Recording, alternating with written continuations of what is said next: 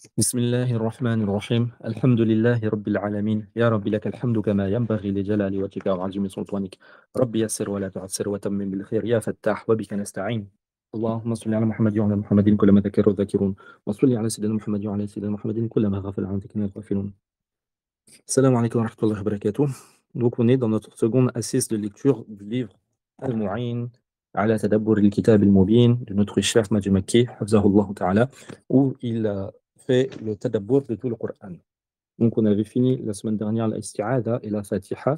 On va au moins commencer la sourate al-Baqarah. Sourate al-Baqarah, donc la seconde sourate du Coran, se nomme al-Baqarah. Donc, Surat al-Baqarah, Bismillah ar-Rahman ar-Rahim. Alif Lam Mim, افتتح الله أوائل 29 سورة من القرآن الكريم ببعض حروف التهجي التي تتركب منها الكلمات وهي مما استأثر الله تعالى بعلمه أو هي أسماء للسور التي صدرت بها. Donc, il nous dit que la sourate elle commence par Alif Lam Mim. Donc, Allah il a commencé 29 sourates avec des lettres. Donc, il y a 29 sourates du Coran qui commencent avec des lettres de l'alphabet arabe. Et c'est donc les lettres qui sont utilisées pour composer les mots en temps normal. Et ça fait partie des choses au sujet desquelles Allah a gardé l'explication de cela pour lui. Et c'est aussi le nom de ces sourates. Donc ça, il cite par exemple sourate Taha, Yasin, Qaf, Nun. وإذا تكررت الأحرف في كأكثر من سورة نقول ألف لام ميم سجدة حاميم الجاثية وحاميم القاف وحاميم المؤمن. Et donc il dit que dans certains autres cas, lorsqu'il y a plusieurs sourates qui commencent avec les mêmes lettres, donc par exemple il y a plusieurs sourates qui commencent par Hamim ou Alif Lam Mim, on va rajouter Alif Lam Mim as-Sajda pour distinguer, ou Hamim al-Jathiya, Hamim al-Ahqaf et Hamim al-Mu'min pour distinguer à chaque fois entre les différentes sourates. ولهذه الأحرف المقطعة حكم ومعان حيث لا يوجد في القرآن ما لا معنى له أو حكمة ومن أهم حكمها. Donc il nous dit ensuite que ces حروف المقطعة, donc ils appellent ça les حروف المقطعة, les lettres entre guillemets découpées, c'est les lettres qui sont mises de façon isolée au début de sourate. Donc ces حروف المقطعة, elles ont de sagesse et elles ont des significations profondes. Et il n'y a rien dans le Coran qui vient sans sens et sans explication, et sans sagesse plutôt.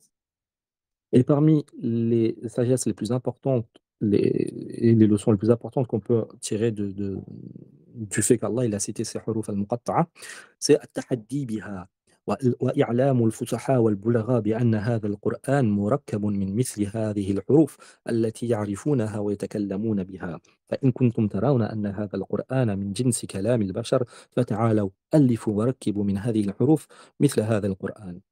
Donc, l'une des sagesses et l'une des enseignements les plus importants de ces lettres, c'est que Allah il met à défi par cela. Allah, il informe Al-Fusaha, Al-Bulagha, il informe les Arabes qui étaient très éloquents, qui étaient très forts en poésie dans leur langue. Il informe que le Coran, il est composé de ces lettres. Ces lettres qu'ils connaissent très bien. Ces lettres avec lesquelles ils parlent et composent leurs mots. Et donc, si vous voyez que ce Coran, donc, il s'adresse aux négateurs, ceux qui se sont posés au prophète sallam, et ceux qui disaient que ce Coran, il fait partie de la parole il est similaire à la parole des hommes et que c'est pas la parole d'Allah. Allah s'adresse à eux, il leur dit: «Si ce Coran, il est du type de la parole des hommes, alors venez et composez avec ces lettres que je vous donne quelque chose de similaire au Coran». C'est comme si qu'Allah, il leur donne les outils pour les mettre au défi, et personne n'a relevé ce défi. فإن لم تفعلوا ذلك وعجزتم, et si vous ne faites pas cela et que vous en êtes incapable, alors sachez que ce Coran, huwa kalamu rabbil alamin. Ce Coran, il est réellement la parole du Seigneur des alamin, des univers, des mondes, des créatures. والحكمة الثانية, quant à la seconde sagesse, إثارة انتباههم إلى ما يراد إلقاؤه عليهم. La seconde sagesse, c'est pour attirer leur attention au sujet de ce qu'il va leur être récité, ce qui va leur être révélé. إذ إن حروف التهجي هي أول ما يتعلمه المتعلمون من القراءة والكتابة وفي هذا إشارة إلى أنهم بعيدون عن آفاق العلم والمعرفة فعليهم أن يسيروا في طريق العلم من نقطة البدء بتعلم حروف التهجي. Donc la seconde sagesse, c'est d'attirer l'attention au sujet de ce qui va suivre, c'est-à-dire la révélation du Coran, du fait que ces lettres de l'alphabet, c'est les premières choses que la personne qui veut apprendre à lire et écrire va apprendre. Donc c'est la base de l'apprentissage. Et il y a un signe en cela que ceux à qui Allah s'adresse, donc les négateurs de la prophétie de notre prophète Mohammed sallallahu alayhi wa sallam, parmi les Quraysh, parmi les Arabes, Allah s'adresse à eux comme on va s'adresser à quelqu'un qui vient de commencer l'apprentissage. C'est comme si qu'Allah leur dit qu'ils sont loin des sommets de la science et de la connaissance et qu'il leur faut emprunter les chemins de la science et de la connaissance depuis le point de départ en apprenant les lettres de l'alphabet, حتى يحسنوا الكتابة والقراءة, afin qu'ils maîtrisent l'écriture et la lecture. ثم ليرتقوا صاعدين في تدبر كلام الله, et qu'ensuite par la suite ils montent petit à petit en degré dans la méditation, dans le tadabbur de la parole d'Allah, والتعرف على أسراره, et dans le fait de chercher à prendre connaissance des secrets de cette parole, de ce Coran. والحكمة الثالثة, quant à la troisième sagesse, c'est إقامة الحجة والشهادة بأن محمدا رسول الله صلى الله عليه وسلم الذي علمه الله تلاوة هذه الأحرف بأسمائها. Donc la troisième sagesse du fait que ces lettres elles sont citées dans le Coran au début des sourates, c'est pour établir la preuve et le témoignage que Muhammad sallallahu alayhi wa sallam, notre sayyid et notre prophète Muhammad sallallahu alayhi wa sallam, il est réellement Rasulullah, le messager d'Allah sallallahu alayhi wa sallam, et que Allah lui a enseigné la récitation, la lecture de ces lettres et du nom de ces lettres. Parce qu'on dit alif, lam, mim. Donc on récite le nom de ces lettres. Ma'annahu ummi, malgré que le prophète sallam il était illettré. Lam yaqra' kitaban wa lam ya'khudh min mu'allimin. Donc il n'a jamais lu un livre, ni jamais on ne lui a enseigné à lire, à écrire. Mais Allah, il va citer des lettres. À l'époque, c'était quelqu'un qui est illettré, il ne connaît pas forcément les lettres. Le prophète sallallahu alayhi wa sallam, Allah lui a enseigné ces lettres et donc il y a un signe en cela que ça vient pas de lui. Lui, il ne sait pas, il ne lit pas. Il n'a jamais appris à lire. Allah lui enseigne ces lettres. والحكمة الرابعة, quant à la quatrième sagesse, هي أن هذه الحروف المقطعة مأخوذة من كلمات على طريقة العرب في ذكر حرف من كلمة وهم يريدونها. Donc la quatrième sagesse, c'est que ces lettres isolées, elles sont prises pour désigner c'est comme si que c'est les initiales d'un mot. Les Arabes, ils avaient une pratique qui est d'utiliser une lettre d'un mot pour désigner ce mot. Donc la première lettre d'un mot pour désigner ce mot. Donc ils vont utiliser la première lettre et en citant cette première lettre, ils vont vouloir signifier ce mot même. فكل حرف من تلك الحروف يشير إلى اسم من أسماء الله تعالى أو اسم من أسماء النبي صلى الله عليه وسلم حسب المناسبة لما وراءها من الآيات الكريمة. Donc toutes ces lettres qui sont citées, ces حروف المقطعة, les ulama du tafsir, certains ulama du tafsir ont dit qu'elles vont indiquer soit un nom parmi les noms d'Allah, Allah Ta'ala, élevé soit-il, ou bien un nom parmi les noms du prophète Mohammed sallallahu alayhi wa sallam, en fonction du contexte qui va suivre dans le reste de la surah, du reste des versets qui vont suivre après le début avec ces huruf al-muqatta'a. وذلك من باب إطلاق الحرف من الكلمة. Et donc il dit que donc ça suit un petit peu la pratique dans la langue arabe d'utiliser une lettre pour désigner un mot. وإرادة الكلمة. والعرب الذين عاصروا الرسالة ونزل القرآن بلغتهم وفيهم المعارضون والمعاندون لم يجدوا في هذه الحروف المقطعة ما به ينتقدون أو يشكرون.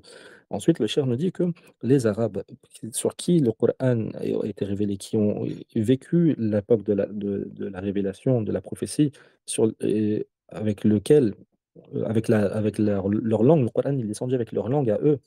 Et parmi ces Arabes, il y avait des opposants au prophète sallam, il y avait des ennemis du prophète sallam. Mais même eux, ils n'ont jamais trouvé à redire au sujet de ces huruf al-muqatta'a, de ces lettres.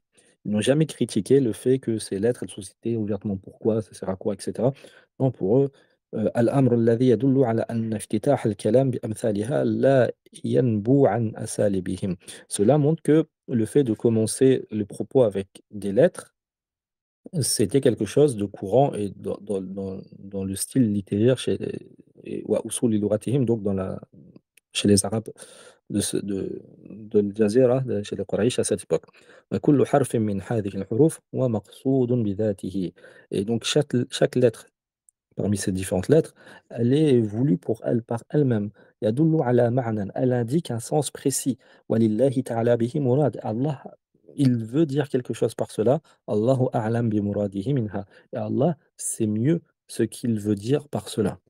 ذلك القرآن الكريم. Donc ensuite, la sourate c'est Alif Lam Mim, ذلك الكتاب لا ريب فيه هدى للمتقين. Donc ذلك القرآن الكريم هو الكتاب الكامل في الهداية والحكمة.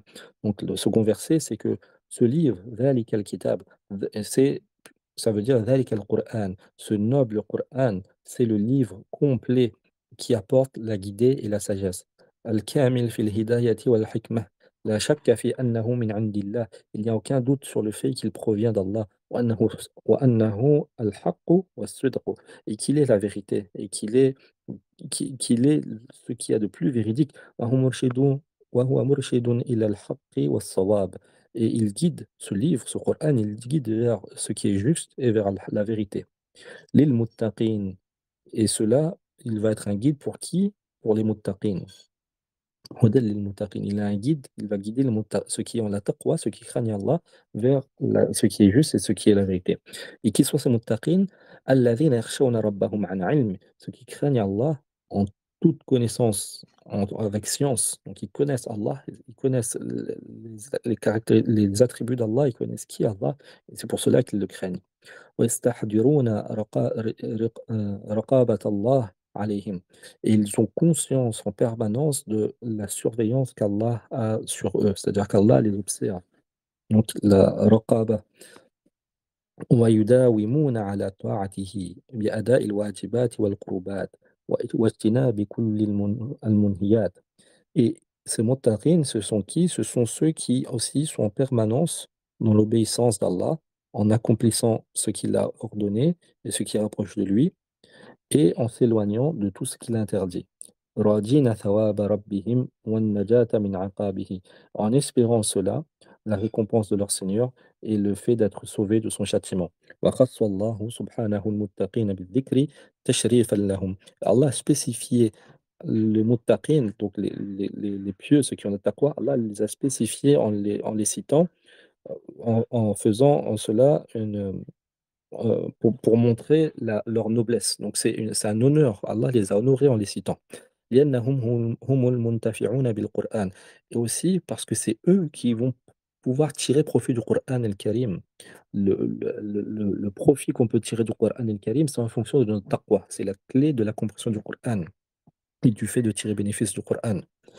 وكلما اتقى العبد ربه ارتقى في مدارج الهدى والصلاح وتلقى أنوار الكتاب وهدايته. Et donc, plus un serviteur, il va craindre Allah, il va faire preuve de taqwa envers son Seigneur, plus il va monter dans les degrés de la guidée et dans les degrés de la piété. Et plus il va obtenir les lumières du livre et la guidée de ce livre, les guidées de ce livre.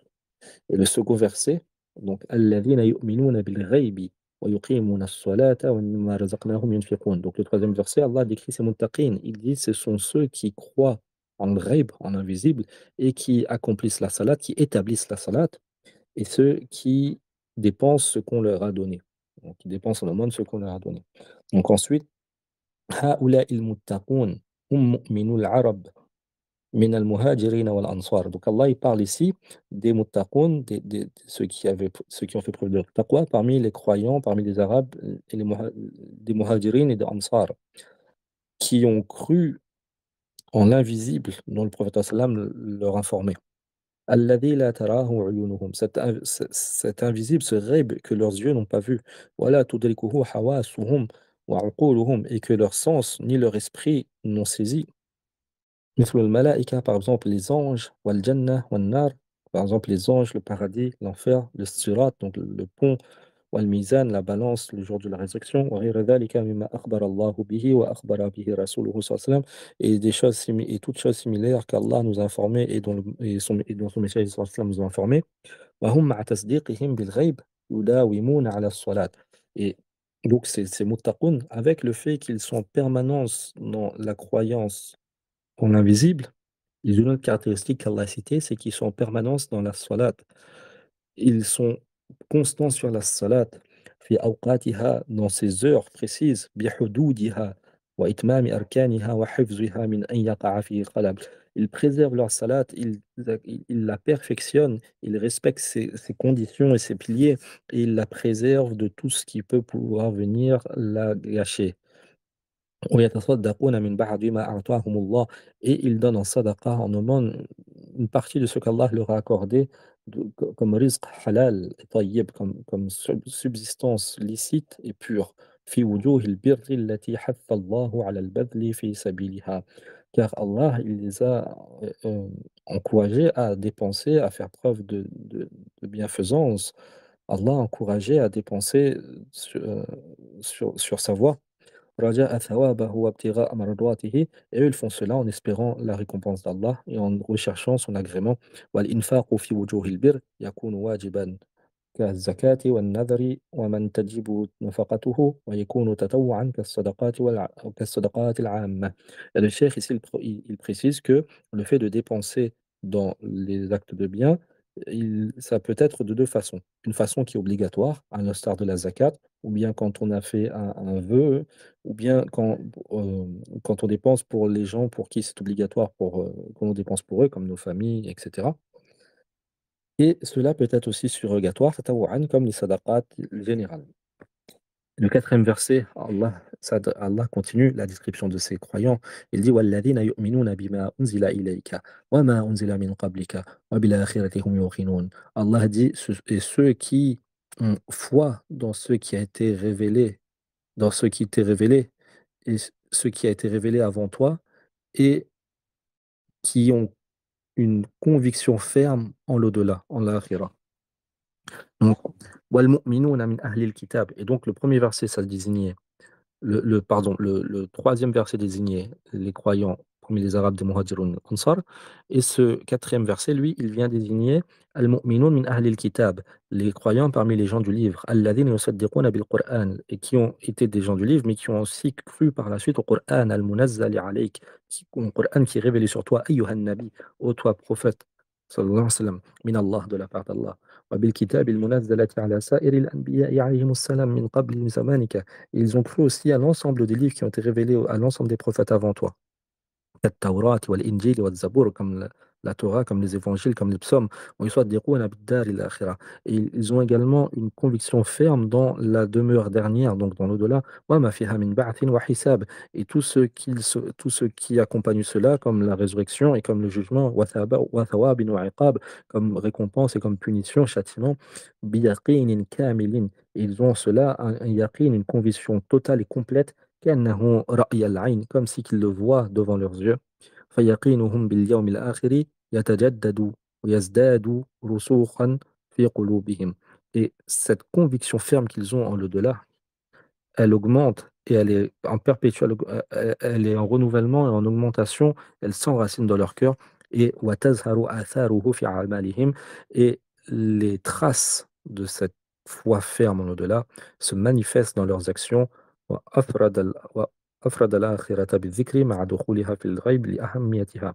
Et Allah a spécifié l'Akhira, il a cité spécialement l'Akhira, l'au-delà, malgré le fait que ça rentre dans le ghaib, donc dans l'invisible. Pourquoi il a cité l'Akhira en plus d'avoir cité globalement le ghaib? C'est pour montrer l'importance de l'Akhira et le danger de renier la vie de l'au-delà. Et le cinquième verset, Allah dit Ulaika ala hudan min rabbihim wa ulaika humul muflihun. Allah dit, après avoir cité ces croyants et caractéristiques, il dit et ceux-là, ils sont sur une guidée de la part de leur Seigneur.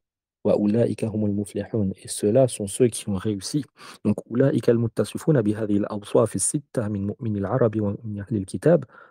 Et donc, ceux qui sont, ceux qui ont les caractéristiques, les six caractéristiques qui ont été citées parmi les croyants arabes et parmi les croyants des gens du livre, وَمَنِ اتصف بأوصافهم, et parmi toute personne qui se part de ces caractéristiques, وَسَلَكَ سَبِيلَهُم, et qui empruntent leur voie, سَائِرُونَ عَلَى رَشَادٍ وَنُورٍ, qui empruntent cette voie, qui suivent la guidée et la lumière, مُتَمَكِّنُونَ مِنْ تَحْقِيقِ الْهُدَى الَّذِي جَاءَهُم مِنْ عِنْدِ خَالِقِهِمْ وَمَالِكِهِمْ وَهَادِيهِمْ, et qui restent fermes dans l'application de cette guidée qui leur est venue de la part de leur créateur, de leur maître et de leur guide, celui qui leur a que de la guider, c'est-à-dire Allah, wa mutawalli umurihim, et celui qui s'occupe de leurs affaires, qui gère leurs affaires, wa ulaika rafi'ul manzila, hum duna ghayrihim الظافرون بكل خير في الدنيا الفائزون بالجنة والناجون من النار في الآخرة. Et donc ces gens qui ont un degré très élevé, Donc ils sont spécifiés pour les distinguer des autres. Ils auront, contrairement aux autres, c'est eux qui auront tous les biens. Ils vont obtenir tous les biens dans ce dunya et dans l'au-delà, ils obtiendront le paradis, le Jannah, et ils seront sauvés de l'enfer, donc du feu de l'enfer dans l'akhira. On va s'arrêter là, Inch'Allah, et on continuera dans la prochaine assise, les- la suite du Tadabbur. وصل اللهم على سيدنا محمد وعلى آله وصحبه أجمعين سبحان ربك رب العزة عما يصفون وسلام على المرسلين والحمد لله رب العالمين. Et comme d'habitude, beaucoup de dua, surtout à cette heure de l'iftar, notamment pour les musulmans, que ce soit en Palestine, que ce soit au Cachemire, que ce soit en Arakan, nos frères ouïghours, nos frères au Soudan et partout dans le monde. Qu'Allah leur accorde al-faraj, al-nasr, al-tamkin. Wassalamu alaikum wa rahmatullahi wa barakatuh.